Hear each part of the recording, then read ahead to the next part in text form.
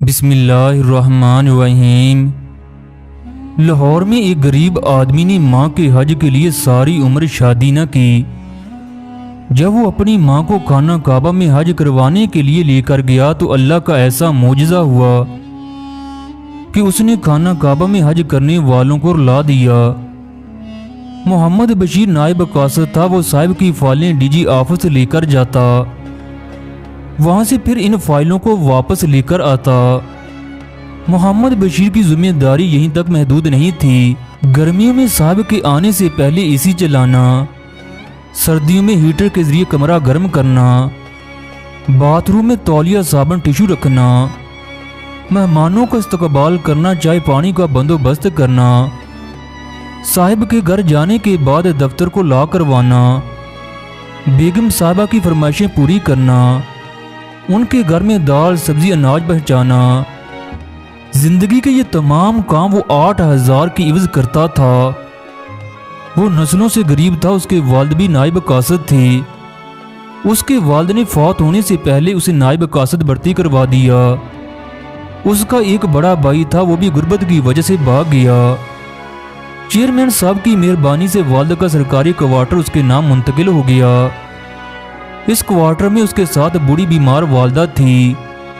محمد بشیر نے سن رکھا تھا ماں کی خدمت کرنے والا دنیا اور آخرت میں کامیاب ہوگا۔ ماں اس کی پناہ گاہ تھی اور وہ ماں کا تنہا سہارا تھا۔ وہ دن کو چیئرمین صاحب کی چاکری کرتا اور رات کو والدہ کی خدمت کرتا۔ محمد بشیر کی والدہ حج کرنا چاہتی تھی، یہ اس کی زندگی کی واحد خواہش تھی۔ محمد بشیر جب ماں کی گود میں تھا تو ماں لوریاں دیتے ہوئے کہتی، میرا بشیر مجھے حج کروائے گا۔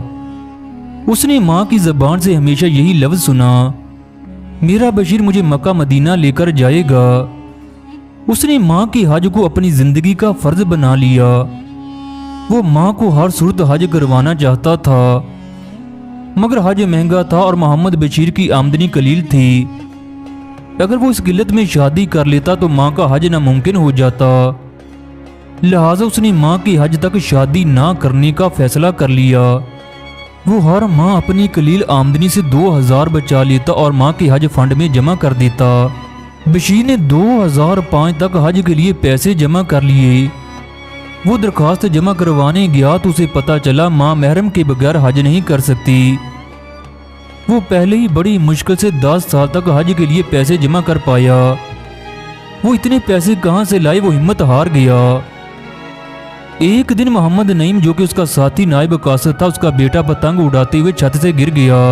نعیم کو بچے کے آپریشن کے لیے 2 لاکھ کی ضرورت تھی۔ وہ مجبوری کے عالم میں محمد بشیر کے پاس آیا۔ محمد بشیر خود سن کر پریشان ہو گیا، کیونکہ وہ حج کی دوسری درخواست کے لیے خود قرض تلاش کر رہا تھا۔ اگر وہ نعیم کو انکار کرتا تو بچے کے بچنے کے مکانات کم ہو جاتے۔ اگر وہ نعیم کو پیسے دے دیتا تو ماں بیمار تھی، وہ حج کے بغیر ہی دنیا سے رخصت ہو جاتی۔ محمد بشیر بری طرح پھنس گیا، جبکہ نعیم بشیر کے قدموں میں گر کر پیسے مانگنے لگا۔ خواتین و حضرات، وہ سیدھا گھر گیا، الماری سے رقم نکالی اور نعیم کے حوالے کر دی۔ اس کے بعد محمد بشیر سیدھا مسجد گیا، 2 رکعت نماز نفل پڑھی، اللہ سے رو کر دعا کرنے لگا، اے اللہ، میری کوشش میں کوئی کمی نہیں تھی، شاید آپ کو منظور نہیں تھا، اب آپ میری ماں کو صبر دے دو۔ وہ مسجد سے واپس آیا اور گہری نیند سو گیا۔ اگلے دن محکمے نے 2 سٹاف کو سرکاری اخراجات پر حج پر بھیجنے کا فیصلہ کر لیا۔ قرعہ اندازی ہوئی، محمد بشیر اور نعیم کا نام نکل آیا۔ محمد نعیم کو جب اطلاع دی گئی تو وہ ہسپتال سے سیدھا چیئرمین کے دفتر میں گیا۔ اس نے محمد بشیر کی زندگی 10 سال تک ماں کے حج کے لیے رقم جمع کرنے، پھر زخمی بچے کے لیے رقم دینے کی داستان سنا دی۔ چیئرمین کے ماتھے پر پسینہ آ گیا۔